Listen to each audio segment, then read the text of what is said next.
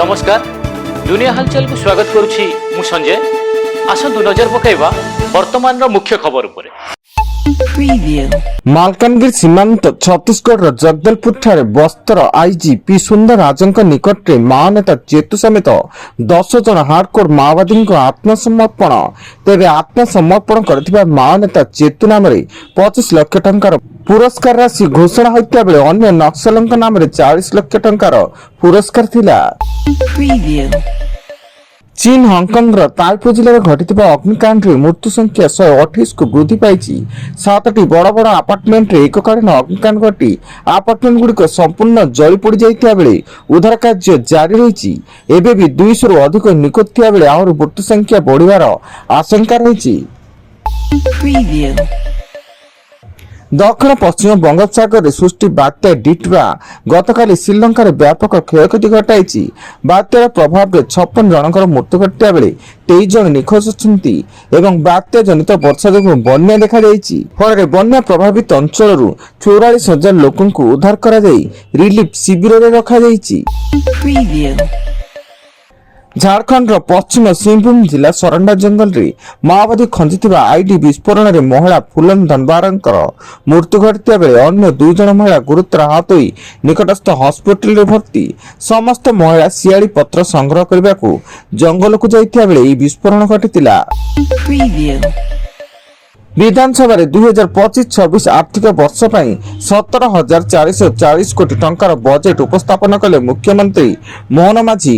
प्रशासनिक व्यय बाबद 3,399 कोटी, कार्यक्रम व्यय 13,716 कोटी, विपर्यय प्रशमन पांठि 171 कोटी और राज्य बजेट रु स्थानांतर बाबद 164 कोटी टंका आवंटन करा जायछि। श्रीलंका रे तांडव रचिथिबा घूर्णिझड़ डिट्रा एवं भारत आड़ को गति करुछि एवं पाणीपाग विभाग अनुसार जहाँ दक्षिण भारतीय राज्य तमिलनाडु आंध्र प्रदेश उपर व्यापक प्रभाव पकाइब। फल केरल, कर्णाटक, पौंडुचेरी एवं तेलंगाना रे प्रबल वर्षा होबार संभावना थिया बेले एही बात्या को दृष्टि रखी चेन्नई को जाउथबा 50टी विमान को बातिल करा जायछि। विधानसभा गतकाली उपस्थापित होइतिबा अतिरिक्त बजेट को नहीं प्रतिक्रिया रखिछन्ति विरोधी दल नेता नवीन पट्टनायक एवं कहिछन्ति बीजेपी सरकार विधानसभा आगत करथिबा अतिरिक्त बजेट ओडिशावासी को अनेक आशा को धूलिसात करुछि। नूतन बीजेपी सरकार प्रथम पूर्ण वर्ष आशा करा जाउतबा कोनोसी बड़ भित्तिभूमि योजना किंबा नूतन दूरदृष्टि एथे देखिबाकू मिली नाही। यह आमको राज्य को सी नियंत्रण आड़कू आगकू बढ़ाउछि। प्रशासनिक व्यय संकुचित होउछि। ओडिशार सुध बोझ बढ़ुछि। भुवनेश्वर तृतीय सोया साहित्य उत्सव 2025 शुभारंभ होईछि।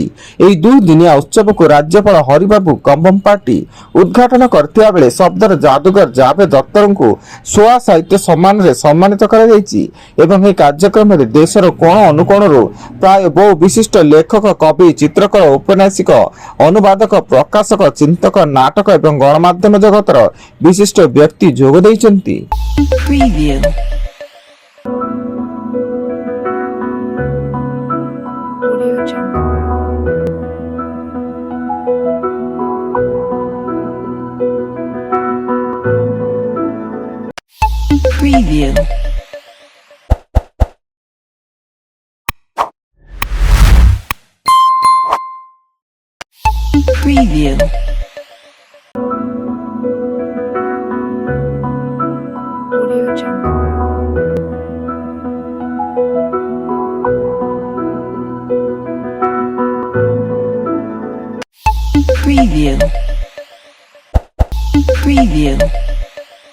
एवं कटक बारवाटी स्टेडियम रे आसंता डिसेंबर 9 रे भारत और दक्षिण आफ्रिका मध्य पंचम मैच विशिष्ट 2020 श्रृंखलार प्रथम मैच खेल।